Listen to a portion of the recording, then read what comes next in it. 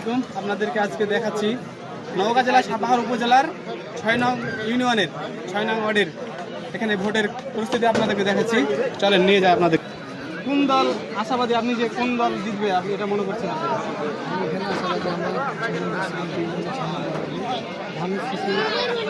বিশাল ব্যবধানে বিজয় নিশ্চিত হবে।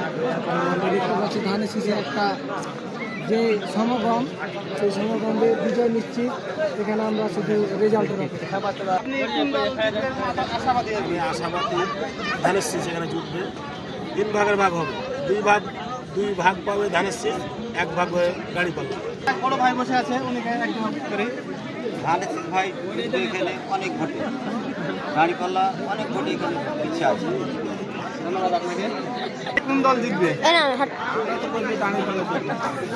আপনি ধানের শীষের পক্ষ থেকে এই করছেন, তো আপনার কেমন আশাবাদী, আপনি কেমন?